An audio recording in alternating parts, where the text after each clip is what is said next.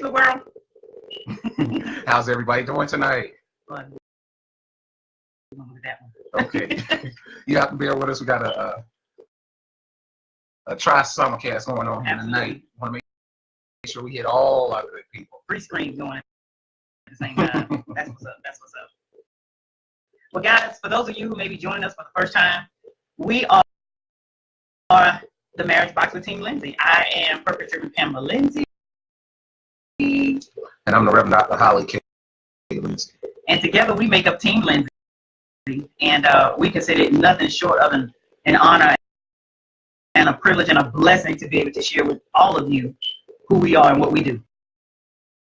Oh, yeah. And why we do what we do. Uh-huh. For our faithful followers who have been with us since day one when we started this journey last year,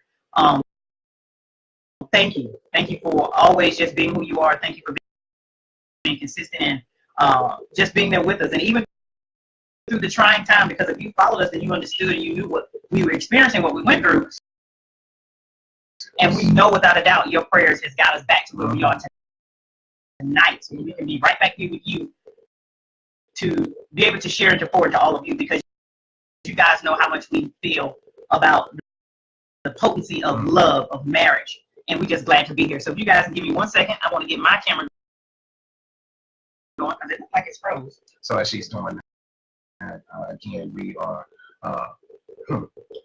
came putting the words. We've been wanting for a while to get back to you all, because we know that this is truly the ministry that God's given us. And in turn, we was making sure that the healing time was right and that the proper time was right. And I told my wife that I've been wanting to do this for a good while now. And we were talking over the last couple of weeks, and she said, let's do it on Resurrection Sunday. That's right. Rise. Come back again. Re-rise. Well, ladies and gentlemen, that's a new one. Re-rise. Right. Don't think about it. But in any case, we wanted to come back on such an auspicious day, an important day in the life of the church, but more importantly, in the life of us, because we know that if Christ hadn't arose, we wouldn't be where we are today. So we're excited again to be back with you all tonight to share another chapter in our 14 strong years of marriage. 14 strong years of marriage. So, absolutely. Let's get this party started. All right, party over. But yes, so guys, first of all, we wanted to, like you said, start this off, kicking it off again for the very first time in this year, great year, 2018, on Resurrection Sunday. And for those of you who probably are a little baffled as to what took so long, where you've been for the last 5 months, because it's literally been a 5-month hiatus. But please know this: if you know anything about us and how important what we do is to all of you, those who are faithful followers and our listeners who tune in, you know there's no way we would leave you unless we had a very, very good reason to. So if you will allow me to share with you our love story, and it's truly what I believe to be the greatest example and demonstration of what love is when you go through something. Let's just be real. So many people in life today have what I call this superficial love. It's the surface love. It's that love that's good when things are going good. It's the love that when times get tough, it's okay if we say, you know what, I need a break. It's that love that when, I don't like the way you said that, and you're not taking care of my needs and all this crazy stuff. So whatever they call that kind of love, that's not what we're talking about. No. See, we've graduated. We've matured in this 14 strong years of being together. I believe that for some strange reason, our Heavenly Father has chosen us to be the poster child. Children. Okay, the poster children. Yes. That was not for the poster children of hard times, or let me just see how much I can test you, because the Word of God says He will not place more on you than you can bear. But think about it. He's the one who's providing the pressure. So he knows just how much we can bear. And one thing before you keep on going, one thing I always heard people say that pressure makes diamonds. Your situations are nothing but pieces of coal, but when God allows that pressure to be put on it, that's where the diamond is made. And if you can't stand it, then you can't shine like a diamond. My God. My God. But you can withstand that pressure and allow him to put you in that heat. Allow that stuff to come off of you. Allow all those impurities to roll off. Then you can shine bright like a diamond. Your love can shine bright like a diamond. And truly, as my wife has indicated, the things that we went through recently has allowed that diamond to be shaped. Amen. And even shaped even more. Absolutely. And ain't nothing like diamonds are nice, and they talk about diamonds being a girl's best friend. But I'll take a pure clarity cut diamond any day over just something that's real big and ugly and most importantly, just knowing that you thought enough of me. Yeah. But that's taking us in a whole other direction. I want to get back to talking about why it is that we had to take that break, that we had to take a pause for the cause. Right in what I believe was a very good stride we had going with this amazing platform that God had given us here through Facebook, because we are such lovers of love and all things love. This had become a very positive avenue for us to be able to reach out to other couples, people who are in love or on their way to love, maybe even some people who are falling out of love, whatever the case may be. We just knew that God had called us to this ministry of love because we know we've got something here that's unique.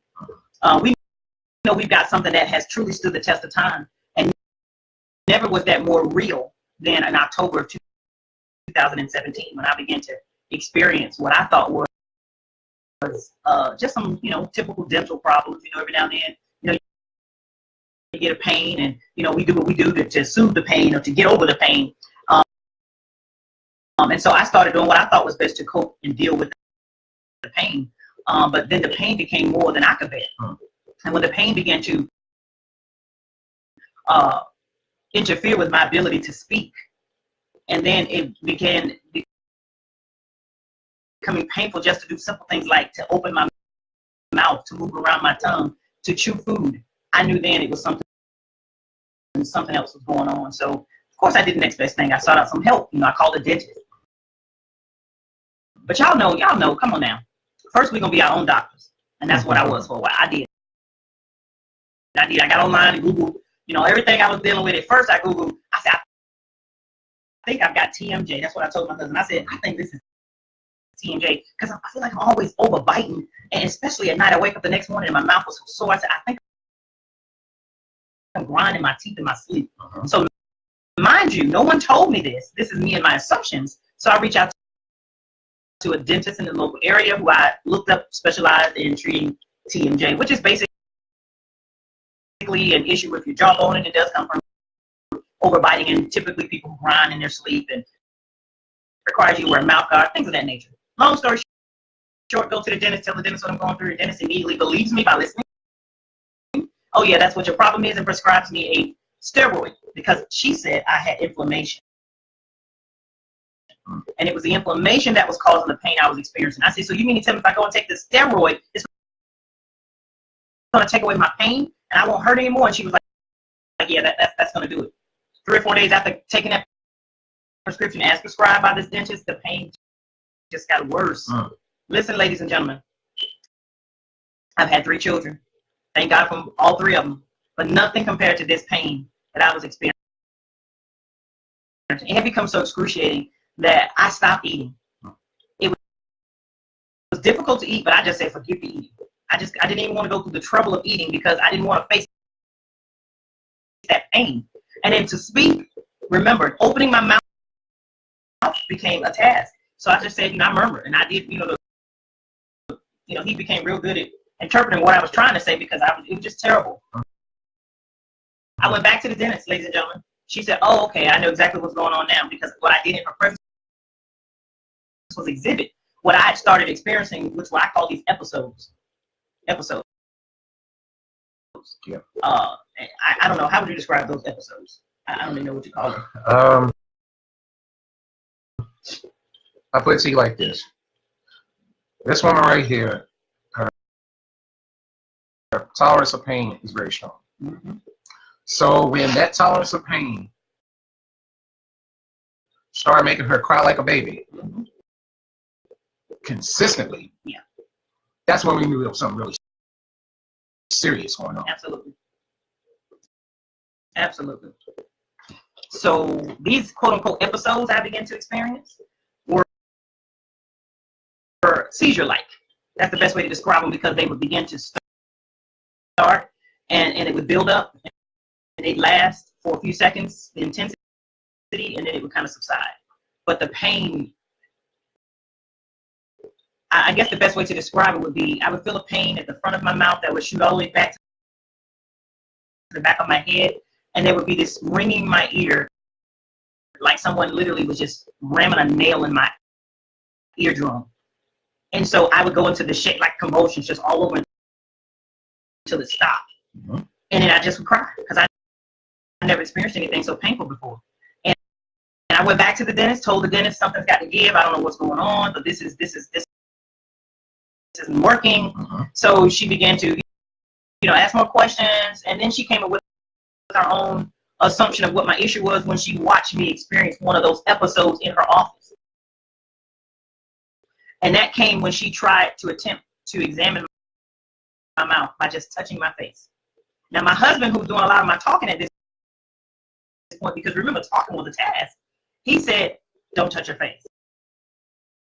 I'm saying, please just don't touch my face. Mm-hmm. And I'm explaining to her, you don't understand. It hurts to do things like touching my face, using my tongue, moving my mouth around, chewing food, even talking. But because she, I guess, maybe thought, I don't know, I was exaggerating, whatever the case was, she made the mistake of touching my face. Mm-hmm. And it immediately, there was an onset of what I call the episode. And she saw that, okay, there's something serious going on here, because I screamed out in excruciating pain. I started to shake and convulse again. And she knew then this was more than TMJ. She then referred me to an oral surgeon. Get to the oral surgeon. They proceeded with providing me trigger point injections. Trigger point injections is what they call them. Try 5 of them. That's right, 5. I got trigger point shots, 5 of them into the side of my face, one after the other, because quote unquote he stated that this would dull the nerve and the muscle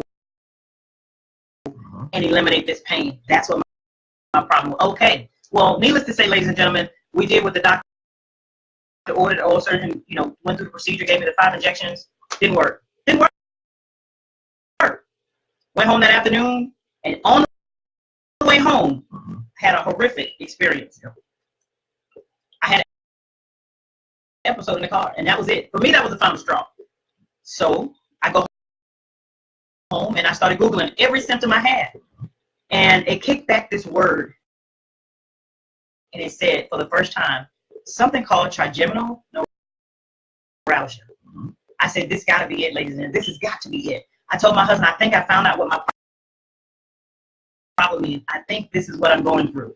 I say, but it's saying that it described all of the symptoms, but most importantly, it identified that it's a pain that was a neurological source of the pain was neurological, and most importantly, they said that nothing could ease the pain. That explained it. I knew I wasn't crazy. It talked about simple things that triggered these episodes, like touching the face, brushing your teeth, speaking, eating. I said, this is it. This is it. I looked up a local specialist. Moving forward, I ended up making an appointment. We were at Georgetown Hospital. Spoke with a specialist who was a neurosurgeon, and within one visit, he confirmed the diagnosis. I have what was called a classic case of trigeminal neuralgia. So, needless to say, and by this point, ladies and gentlemen, this is the end of November. So my onset of my symptoms was in the beginning of October. Here I am now at the end of November, November 27th to be exact, and I get an official diagnosis. This is what's been causing me all of these problems. This is what has prevented me from even, I didn't get out of bed, I didn't eat. It was unbelievable. I lost 11 pounds just sitting around because what could I do? My loving husband was buying me jellos and soups and anything possible to help me because we knew I needed nourishment, but I was afraid to do anything that required me to chew. So if wasn't liquid, so be it. With that diagnosis also came more testing and an MRI. And it was during the MRI that it was determined that there was a blood vessel that had begun to grow out of control and wrap itself around the trigeminal nerve in the stem of my brain. So the diagnosis was, of course, confirmed, and the mode of treatment was brain surgery. From that brain surgery, I learned that it was going to be a very serious surgery, and that it would have to be done. There was no way they could give me medication, although there are other people who have been diagnosed with this in the past. But in my case, based on what the MRI showed, he said he definitely would have to go into my brain to make the repair. But he was confident that, you know, he could fix it, and he would just provide me the relief I needed, because at this point, I was like I can't live like this. And you know, we even talked about the fact that according to the research and everything I did, and I read about this disorder, this disease, the nickname for it, ladies and gentlemen, was the suicide disease. And it's because so many people kill themselves because they couldn't get relief from the pain. Those are people who never figured out what was wrong. So as she was going through this, it was truly nothing but the peace of God that gave me the strength I needed to be the strength that she would need. Absolutely. Because as she's going over this stuff, mind you, she's having these episodes, she's having these pains, the million night where she couldn't sleep really much, and in turn, I had to make sure that me, being the heavy sleeper that I normally am, became fairly a lighter sleeper. I say that I still got it, but lighter. In the sense of, hey, this is hurting. Can you get me my medicine? Can you get me this? You know, it's truly one of those seasons where when you know you have something that you love deeply and somebody that you care about deeply, you now start to dip into that level of selflessness. Absolutely. It was one of those things where if there was a doctor's appointment, okay, I'm taking off, I'm there. The day that she got an MRI and MRA, we received a phone call, it's going to be Friday night at 9:30. Okay, no problem, let's go. So I took her there, waited 2 hours for them to do what they needed to do. They finished it up. It was midnight, us getting back home. Story about life. But it didn't matter, because at the end of the day, it was all about making sure that she had what was needed. The diagnosis of what would need to be found out. And then the story continues. So the doctor confirmed it. We went back in for those results from the MRI, and he did a very, very good attempt at trying to show us all this medical stuff. And you know, he brought out all of the slides from the MRI, and he was trying to point it out, and I'm just clueless because I don't know what he's talking about. But he said, in a nutshell, you see all of this white right here from this MRI? Well, that's the blood vessel that's causing your issue. And this blood vessel has got to be removed. And I'm like, so what are you saying? He says, we're going to have to do surgery. I said, in my brain? He said, yes. So imagine a lady who 6 weeks prior thought she had a tooth problem. Going from a tooth problem that provided me the most excruciating pain in my life, that eventually debilitated me to the point where I couldn't walk, I couldn't talk, I couldn't eat, I couldn't do anything but just pray God don't do anything to set off or trigger another one of these seizure-like episodes, because I was having them back to back. It becomes so regular that every single morning when I wake up, he just began to hold me because we knew what was going to happen. It happened every single, oh, thank you, God. I don't want to get emotional. It happened every single morning I woke up. I had another seizure. It's like a clockwork. Every morning I wake up. And I'm like, God, I just need relief. What will it take to give me relief? Nobody at that time could tell me what was wrong. And I had become almost comfortable with being in pain because it was the story of my life. I basically was forced to back away from everything. I didn't do anything a wife would do because I didn't want to be in pain. So I stayed in the bed 24 hours a day. But I just thank God that on November 27th, after receiving that diagnosis, finally it's official. As much as I didn't want to hear what was going on and what would have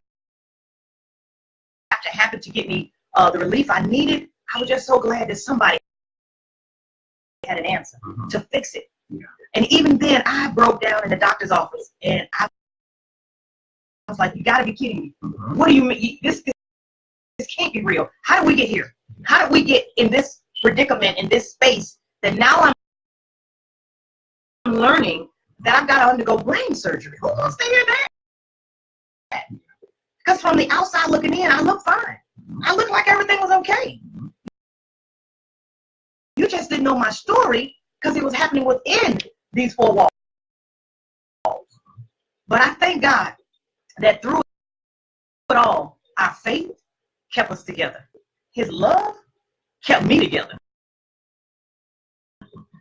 And patience and understanding. And then on January 17th, when the day came, when it was finally time for me to have this surgery, I'm going to tell you something, ladies and gentlemen. It was so rough getting to that point. Oh, I was excited and I was ready. At least I thought I was so prepared. I'm prayed up. You know, I'm a woman of God. I got much faith. But ain't nothing like knowing that your life is not in your hands. Nobody knows tomorrow. All I had to go on was, God, I trust you. God, I'm going to place it all in your hands. And Father, if you can give me just this one thing. And that was another opportunity to see my family and my children again.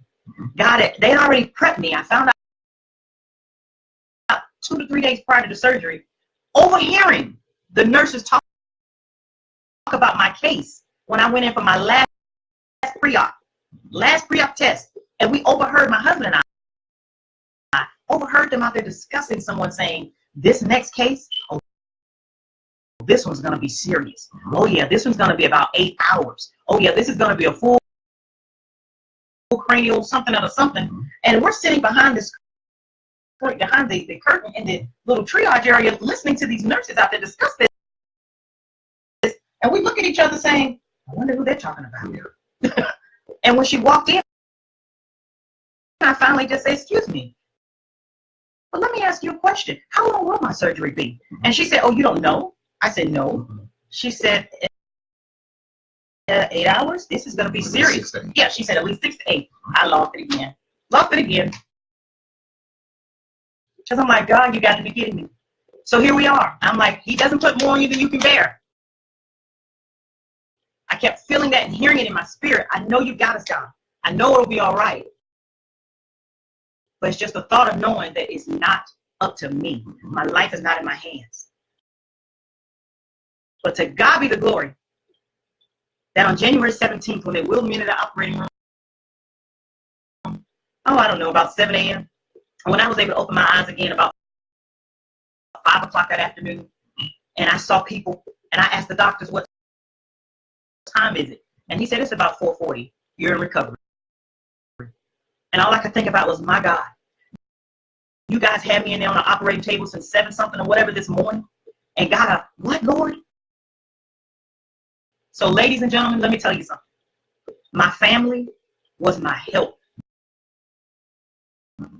My husband was my strength. There's no way I could have made this. I could have made it through this. All I thought about going in was, God, will I ever see them again?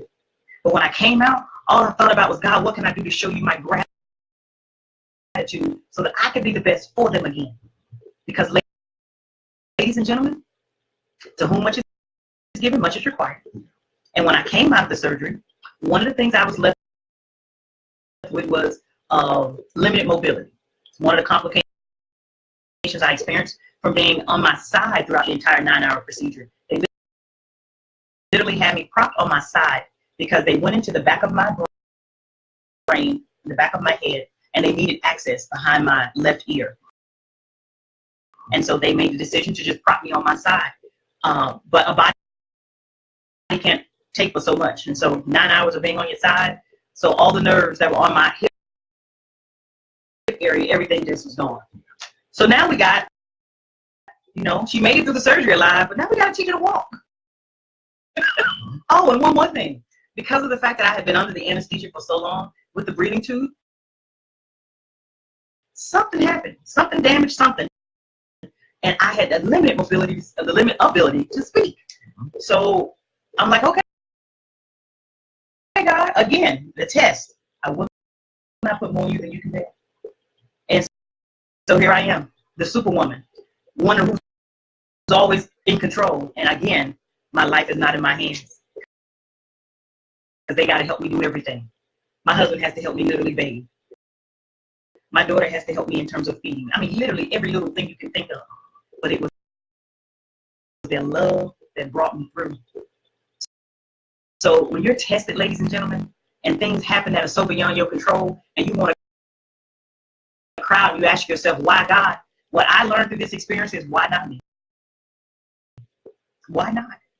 One thing for certain I learned is that with God, all things are possible. I don't care what it looks like. I don't care how bad it seems. Somebody somewhere got it worse. Because I made it through 9 hours of surgery. Somebody else didn't somewhere. I have the ability to be back in my husband's arms again. And he knows me and I recognize him. Somebody else is not as fortunate. We literally had some, oh my goodness. It was 3 strong, tough, challenging weeks of me not being able to talk beyond a whisper. You're talking about frustrating because I am a talker. Can't you tell? Imagine that. I couldn't talk. Yeah. But through it all, he was patient. He was extra loving. He was kind. He had already taken off one entire month from work to love me back. Literally. I mean, love me back. Every need I had was supplied. Let me tell y'all something. When you have that loved one, in this case, my wife, there were so many people who, before the surgery, you need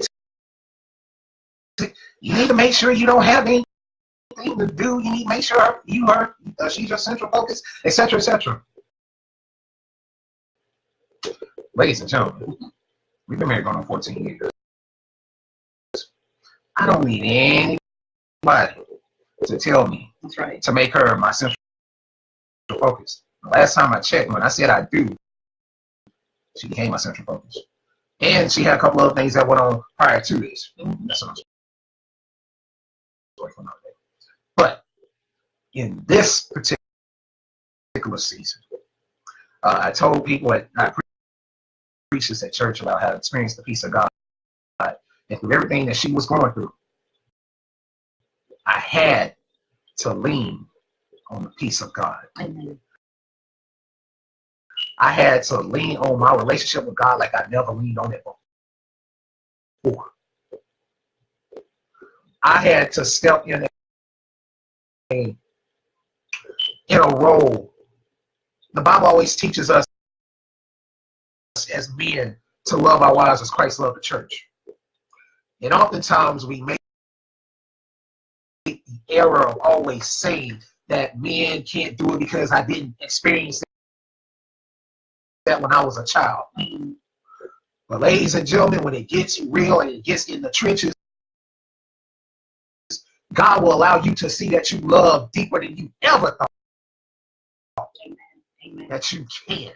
You can do it.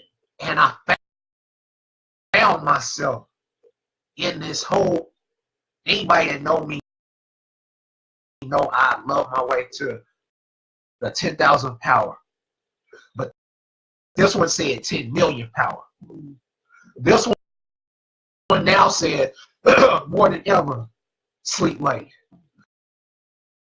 This meant more than ever when she was trying to walk to get to the bathroom. Baby, trying to get to the bathroom. This meant getting up, feeding her every day. This meant running errands. This meant taking care of the house. It meant getting her pills situated. It meant all of this. But I thank God. I thank God that he gave me his strength. He told me in his word that his strength is made perfect in my weakness. I found the strength of God in this season. Never knew it was there. Guess what? It's there. Congratulations, Holly. You have now stepped up to another level in husbandry. Amen. Amen. And oftentimes, guys, men that run my way, you will find that when you really love your spouse, you will find whatever it is inside of you to come out of you to provide them what they need. That's right. One of the biggest lessons I learned throughout this season as a caretaker,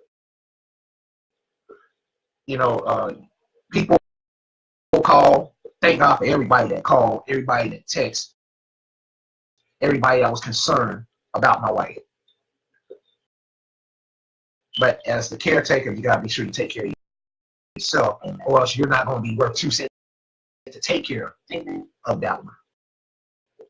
So I found myself in this season. I ripped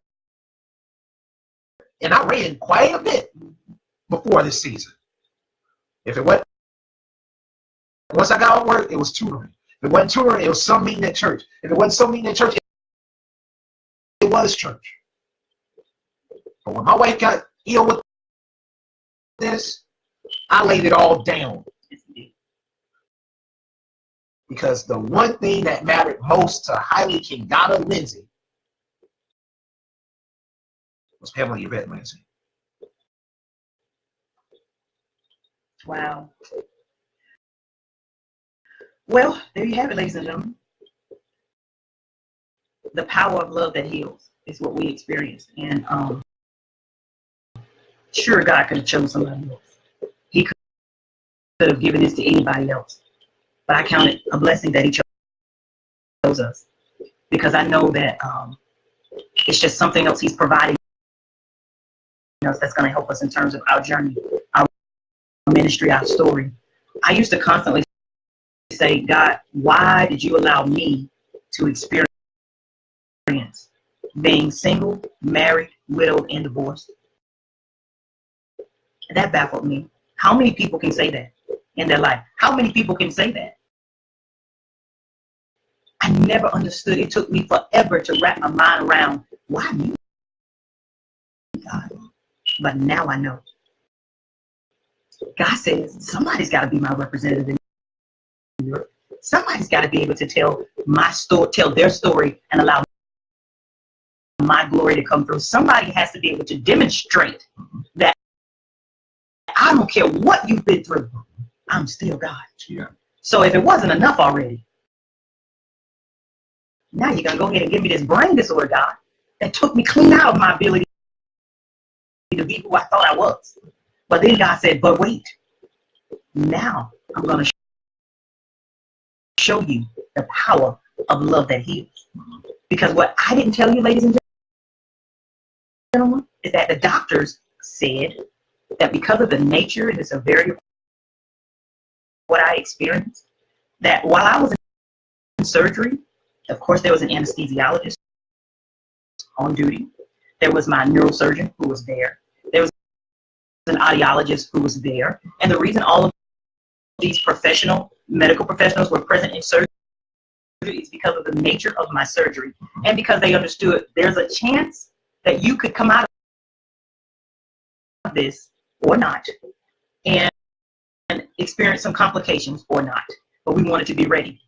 So I went under the knife and under this anesthesia, and I didn't know what to expect. I came out and my life changed.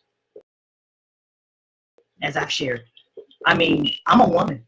I pride myself in being a beautiful woman who loves to take care of herself because I found out that I was beautiful. That's right. I had to learn that I was beautiful. And I like that. I like taking care of myself. I like making sure I look good because I know that I'm a reflection of this man. I know that I am his representative in the earth. So I come out of surgery and all of this is gone. I mean, they shaved the back of my head and I've got these sutures and things in the back of my head and I'm touching on my head and I can't feel my head. And even today, I still can't feel my head. So I got all these things going on that's just like life changing. But one thing I know is that love reassured me that I don't care how you look. I don't care what your problems are. I don't care what your limitations are. Nothing will change the love I have for you. I knew it was real because of how he made me feel every single day. Every single day. I didn't want nobody to have to wait on me. I didn't want nobody to have to assist me. But I didn't have a choice in this matter. And I'm like, God, I couldn't understand for the life of me why the two areas that you took from me after this surgery was my mobility and my voice. But God allowed me to understand I needed you to sit down and shut up. That's right. I came to that understanding. I need you to rest and I need you to just be quiet and be still. I said, I get it, God. I understand. So that's what I did. So let me tell you something. According to science, medically, I'm supposed to be in recovery for about 3 to 6 months. Well, on the 30th day after my surgery, I reached out to my pastor and I said, I'm so grateful for what God has done for me and how he's brought me through so much. I want to come to church. I want to come to church. And I just ask that you kind of alert, some of the security and people, because I still ain't got my walking thing together.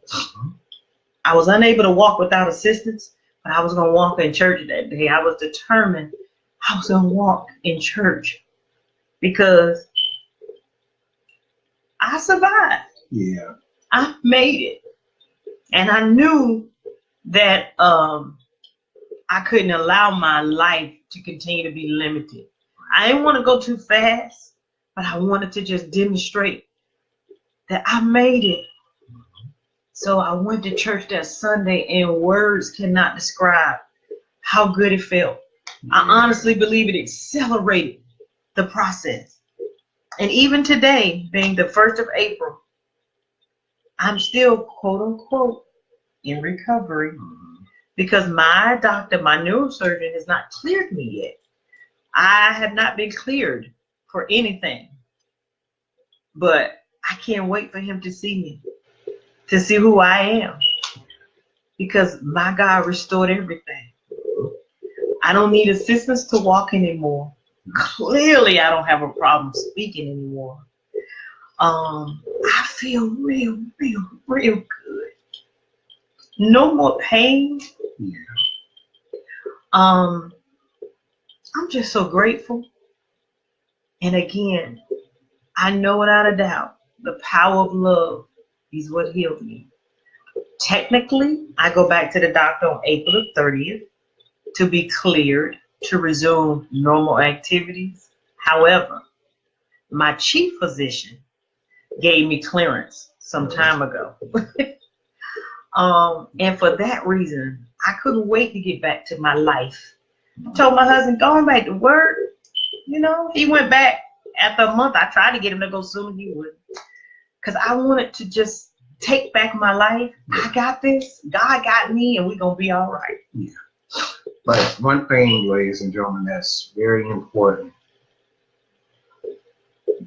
There's a cliche that I always say. I'm going to get this copyrighted sometimes. So the human body is undefeated. Undefeated. Undefeated. And what I mean by that is the human body will let you know when to say when to be on your behind. That's right. And rest. So yeah, when she tried to shoot me off in those first couple of weeks, I knew better. And the reason why I knew better is because I remember the conversation they had. At first they said at least 4 to 6 weeks. In my mind, I said, okay, I'll take at least a month. I'll give my own personal assessment of how things are. And if it looks like I need to take more time, then so be it. But truly, to God. Nobody but God. To God. Nobody but God. To God be the glory for all the things he has done and is doing. To some brother who may be will look in the future, be prepared. Always be alert. Always be on guard. Have a relationship with God where he can sustain you when no one else can. To my sisters, likewise, always be on your grind. Always keep your 2 eyes open. You never know what that man is dealing with. Because that man, he goes to work. He works hard. He does everything he can to take care of home. But it's very important that you keep your eyes open, that you focus. And just be ready to take care of him or take care of her. God made you all a union. When the two became one, you became a union. And when you become a union, that means you gotta do what a union would do.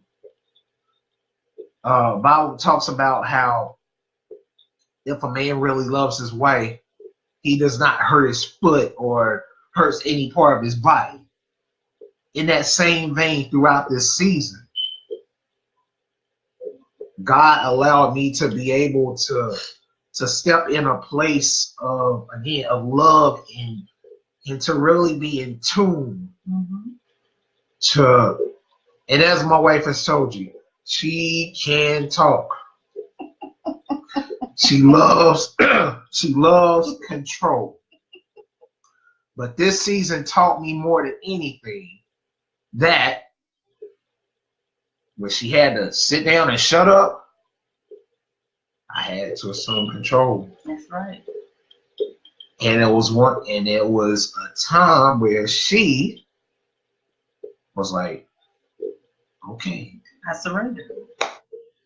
Capitulate. Because at that particular juncture, that's where it was.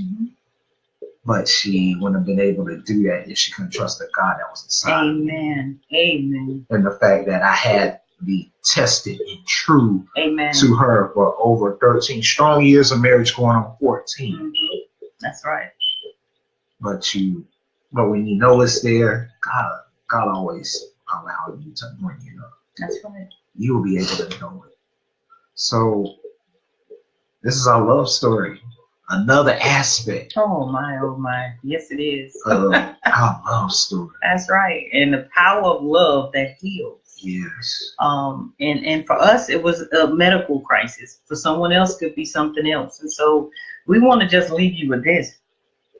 Just be confident in knowing this one thing, that no matter what you're going through, there's no problem that you will face that's too big for God. Nothing is too great for our God. And sometimes, just sometimes, he allows us to go through these things to strengthen us. Yeah. It's the old cliche of sometimes you had to be broke down to be built up. Mm-hmm. You can't tell me that's not what God's intentions were for me in this season. He needed to get my attention, and I hear him loud and clear. See, I don't know about some of you, and this will be a whole nother topic another Sunday, but there's so many people who are like I was, who I know what God said I was supposed to do, but I decided I would do what I wanted to do. And every now and then, he'll do something that's going to get your attention so that you will surrender willfully or unwillfully. Mm-hmm. My advice and my encouragement to everyone under my listening ear, and those who may view this video at some point or another, please don't let God have to be forced to get your attention. Mm-hmm. Go ahead and pay attention, because the signs are always there. I'm told all the time by people, I don't know what my purpose is. Well, let me leave you with this. It's that thing inside of you that burns Mm-hmm. deep down, that you will do whether you got paid to do it or not. Mm-hmm. That you do naturally because it's just who you are, and you do it with passion and zeal because it's all you know. That's your purpose. Mm-hmm. That's your purpose. Because remember, jobs are what we're paid for. Our purposes are what we've been made for. You got to know and you got to find it, because until you do, Mm-hmm. you'll be wandering. And don't wait to get 51 and still be wandering. I just turned 51 years old. I was not going to keep wandering in this wilderness of life. The devil is a lie. So thank you, God, for trigeminal neuralgia. Thank you, God, because you gave me back my life when I was faced with losing my life. And in return, God, I'm giving you all of me, every bit of me. I value this man. I value and appreciate him more than ever, ever, ever before. If you know anything about us, you know we absolutely, positively are totally in love with each other. That's never been a question, because in our marriage, we made a pact back then. That love was never on trial. So I don't care what you go through. That's what happens in this union, that love is never on trial. So there's never a question about love. But there is sometimes that I think we don't understand the validity, the power of what you got. Because, you get comfortable after a while. Well, I don't ever want to be comfortable again. I want to remain uncomfortable in my love. So let me just tell you this, and we're going to go ahead and let these people go. What we got now is so solid. Mm-hmm. It's so strong. You thought I was drunk before? I'm an addict now. I am a total straight up junkie for this man, because there's nothing, nowhere, nobody that could ever demonstrate the power of love. And I ain't talking about what he said. I ain't even talking about what he did. I'm talking about what I felt. I felt it, and it's so real. It's so strong, and I am so grateful for it. So here now in our home, we got this little thing, because I got this ongoing that the rent is due. Yeah, for me now in my life, everything it's time for me to pay God back now what I owe him. And the rent is due. And for me, it's due daily. So sisters out there, if you got a man, got a husband, got a boo thing, got a whatever, if he means anything to you, if he has poured anything to you of value, of substance, please don't wait to show him how much you appreciate him. Show him now. And just remember, if he's worth keeping, the rent is due. Mm-hmm. It's time to pay. Because, we get caught up in thinking it's always about us. No, that's not always the case. Now, that's if he's worth it. That's if he's worth it. And he can get all my money. I'll go broke, stay broke. Because he's deserving of all of it. So I hope that by us sharing our love story and the power of love that heals on tonight, Mm-hmm. number one, you will accept our hiatus for being away. And most importantly, you will understand why. Mm-hmm. but know that we are back, and we are back. Yes. Stronger, Oh, yeah. wiser, and better than ever. Yeah. And OMG, we are so ready to just help somebody somewhere get the tools they need for their marriage box. Yeah. Before, during, or after they say I do. That's what we're here for. Just want to serve. Because we love all things love. And we know ain't nothing better than love. Ladies and gentlemen, we're glad to be back. Absolutely. I tell you, as we were sharing, I just felt even another level of release. Amen. I remember the Sunday that we went back to church, and one of my sisters in ministry, lady that's like a mother to us all, Reverend Dorothy Ford. She came over to me. She said, "Howard, God said release. God said release." Mm-hmm.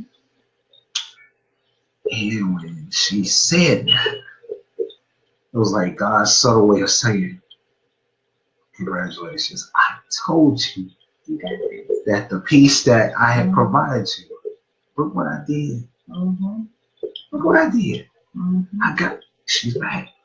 She's getting back, but now she's more back than ever before." But on that day, I found myself now released because I carried a lot of that on the inside of me, because that's just how I am. I'm one of those that, as long as I have my relationship with God, I'll keep it there and allow Him to deal with it as best as He can. Mm-hmm. Tonight, I hope that our story has caused somebody to release. Amen. Amen. I hope that our story tonight has now made you want to go back, reevaluate what you have, and think about it for a moment. Was I really mad at him about that? Is it worth it? Was I really mad at her about that? My wife had brain surgery, for God's sake. No matter how many little odd end tilts we have had in 13, going on 14 strong years, I had to, it was more or less like, okay, forget about it. This is what's going on right now. That's right. That's all that matters. This is the present. This is right now. Mm-hmm. Each and every day matters. If you hooked up to a good man or a good woman, release that crap. Whatever that might be. Somebody might say that's not me. Fine. Whatever it may be. Let it go. Because you ain't got time for it. Absolutely. Your heart don't have time for it. Your mind doesn't have time for it. Your union doesn't have time for it. There are people who die to have what you have. That's right. Enough. But we love, as my wife said, we love all things love. We love all things.